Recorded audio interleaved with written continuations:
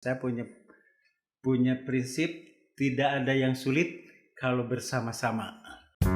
Saya bisa, bisa, pasti bisa. Assalamualaikum warahmatullahi wabarakatuh. Waalaikumsalam. Selamat datang kembali di podcast Skada. Dan alhamdulillah pada kesempatan hari ini kita telah kedatangan Bapak Kepala SMK Negeri 2 Kuningan. Beliau adalah Bapak Didin Wahyudin SP, dan tentu saja akan banyak cerita, akan banyak informasi yang akan diberikan pada podcast Skada di kali ini. Baik Bapak, selamat datang di podcast Skada, dan ini juga barangkali podcast pertama yang akan kita kita luncurkan dalam waktu dekat ini. Dan sebelumnya, untuk lebih dekatnya lagi, maka mungkin kita akan lebih mengenal beliau ketika beliau memperkenalkan diri. Terima kasih pada pembawa acara atas kehormatan ini. Yang pertama juga untuk pertemuan ini, mudah-mudahan kita ambil manfaat faedahnya, yang baiknya kita pakai, yang jeleknya kita tinggalkan untuk kemajuan Skada SMK Negeri 2 Kuningan. Selanjutnya, kondisi, mungkin istilah orang Indonesia tak kenal maka tak sayang. Pada saat ini saya usia udah 58 tahun. 58. 58. Tapi masih produktif ya Pak? Mas, insya Allah. Ya. Selama didukung oleh semuanya. Kita dukung selalu Pak. Terima kasih. Ya. Karena yang penting jadi tim. Kalau bergerak secara tim, yang sulit akan saling diisi. Ya. Itu pada prinsipnya. Saya punya prinsip tidak ada yang sulit kalau bersama-sama. Ya, betul sekali Pak. Dan itu tadi barangkali sedikit tentang profil yang sudah dipaparkan oleh Bapak Kepala SMK Negeri 2 Kuningan. Dan sebetulnya sebelumnya ini mungkin Bapak bisa cerita sedikit kira-kira sebelum ke SMK Negeri 2 ini, background Bapak atau sekolah atau berkarir sebelumnya itu di mana Pak? Oh, siap. Saya sebenarnya di planning sama orang tua dulu dari SD, SMP, SLA-nya itu udah dimasukkan ke pertanian. Pertanian ini kebetulan pada saat itu background tujuan akhirnya penyuluhan. Untuk standar penyuluhan. Makanya setelah lulus SLA di bidang pertanian, saya kerja dulu. Sudah kerja 2 tahun. Karena ada yang mendorong dari pihak teman, oleh karena itulah kita harus bersosialisasi, berteman dan sebagainya. Alhamdulillah didorong untuk melanjutkan. Saya dikasih bolongan-bolongan, informasi-informasi. Akhirnya saya diterima di IPB dalam program guru kejuruan pertanian. Saya meninggalkan pekerjaan di salah satu BUMN. Dan selama 3 tahun saya menempuh pendidikan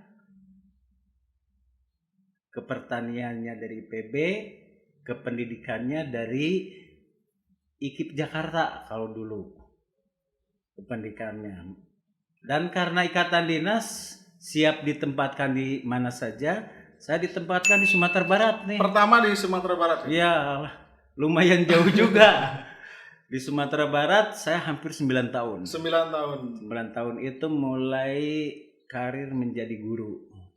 9 tahun di sana. Alhamdulillah dapat kesempatan untuk pindah.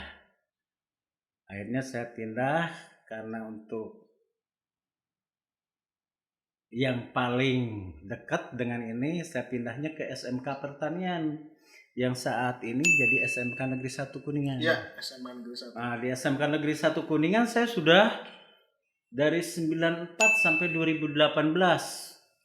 Cukup lama ya Pak? Lumayan, 24 tahun. Dengan berbagai tugas tambahan, udah macam-macam.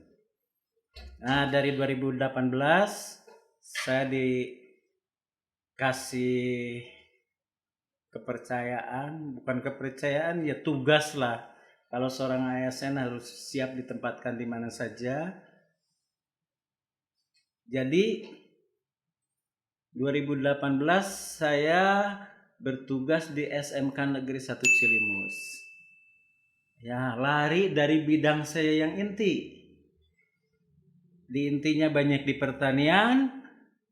Pas masuk ke SMK Negeri 1 Cilimus, saya masuk ke sekolah pariwisata. Iya, bisnis pariwisata Bisnis ya, Pak? pariwisata, Bispar. Iya.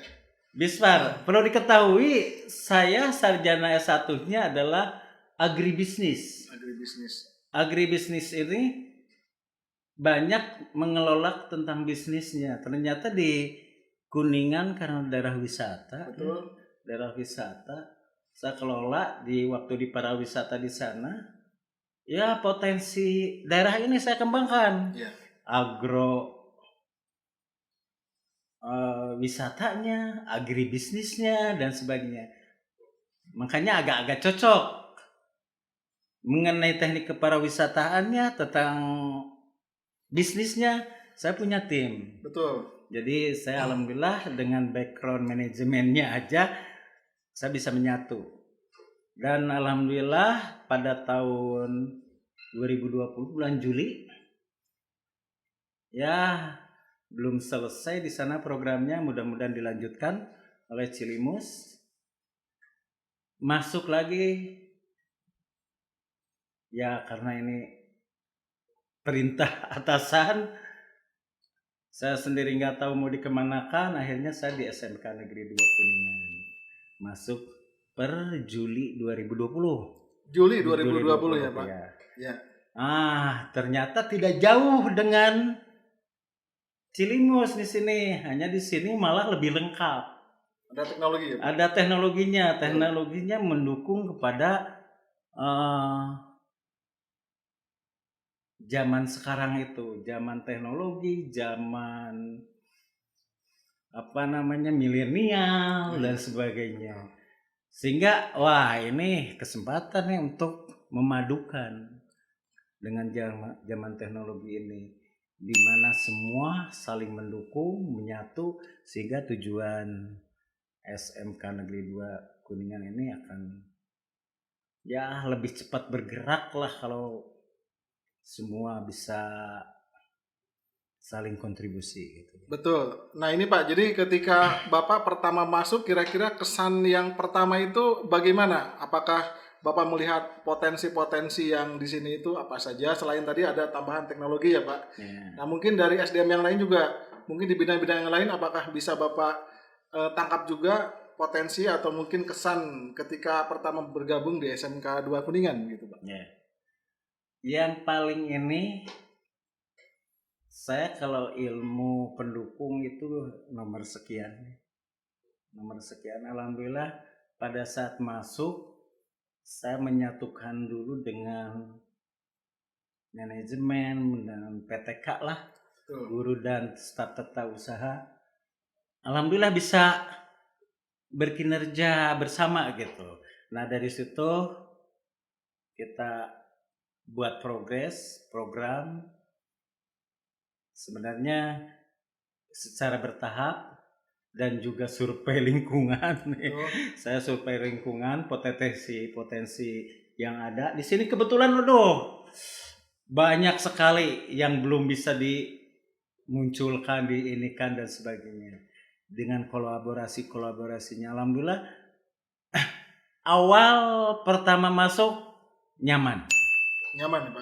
Yang jelas nyaman, karena saya biasanya kalau masuk ke tempat baru ya harus menyesuaikannya waktu yang lama. Ternyata alhamdulillah kemarin tidak terlalu lama, semua merapat, semua berkinerja bersama-sama membuat progres lah. Walaupun progres itu berjalan terus dan sebagainya. Nah inti itu yang jelas, keluarga, kebersamaan udah mulai merapat dulu. Nah, betul. Jadi yang kita rasakan juga bagi yang mungkin baru bergabung di podcast Kada ini, progres untuk di SMK 2 Kuningan itu luar biasa. Udah dari mulai Juli 2020 sudah semakin terlihat eh, baik itu sarana prasarana maupun SDM gitu. Nah, Bapak tadi udah menyampaikan untuk kesan ketika bergabung dengan SMK 2 Kuningan. Nah, setelah bergabung, kira-kira Bapak punya planning, punya rencana pengembangan SMK ke depan, apakah itu sarana prasarananya yang masih sekarang mungkin sedang progres, apakah juga SDM-nya atau kurikulumnya yang disesuaikan dengan kompetensi kalian, kira-kira bagaimana Pak? Yes, ya. Biasanya kalau yang punya tugas wewenang, apalagi saya sebagai kepala sekolah, mungkin ada cita-cita keinginan yang dimunculkan gitu ya. Kalau prinsip saya mungkin kenyamanan. Kenyamanan dulu. Kenyamanan. Jadi PTK, guru dan staf nyaman bekerja, siswa nyaman bersekolah.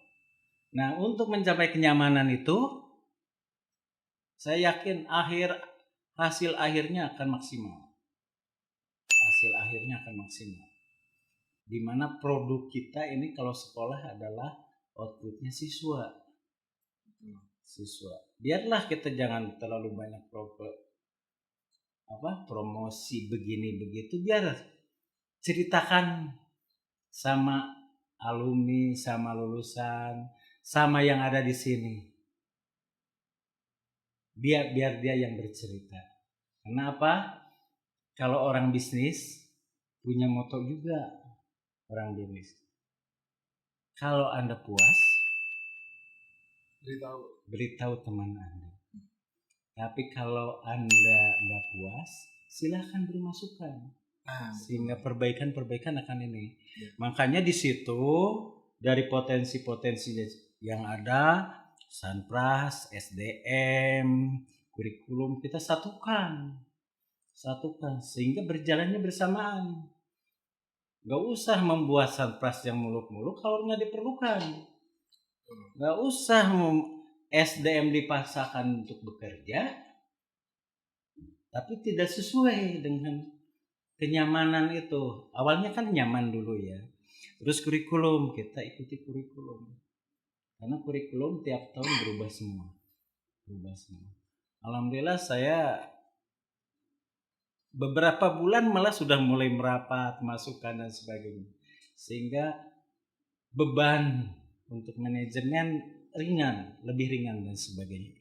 Ya, arahannya ke sana. Produk akhir siswa lulusan. Kalau dia puas, dia akan bercerita ke semuanya. Itu intinya. Ya, terima kasih Pak. Dan memang ini juga untuk rencana pengembangan sudah terlihat di master plan juga ya Pak ya. Kita warga juga bisa melihat master plan untuk 5 tahun ke depan itu seperti apa. Sebetulnya sudah ada, hanya mungkin ini langsung yang dipaparkan oleh Pak Kepala SMK 2 Kuningan. Nah, selanjutnya Pak, ini kan kondisi saat ini tuh betul-betul kita sangat prihatin dengan kondisi pandemi, terus juga kondisi sekolah yang sekarang masih belum juga dibuka untuk belajar. Nah, kira-kira menghadapi tantangan seperti ini, apa strategi Bapak Pak untuk biar sekolah ini bisa lebih maju dengan kondisi pandemi sekarang? Ya. Kalau saya juga hal-hal yang praktis lah berpikirnya itu. Kalau mau ini jangan menantang arus. Dengan kondisi-kondisi ini itu udah ada juknis petunjuk pelaksanaan dari Dinas Pendidikan, dari pemerintah daerah dan sebagainya. Kita jangan menantang arus. Kalau arus ditantang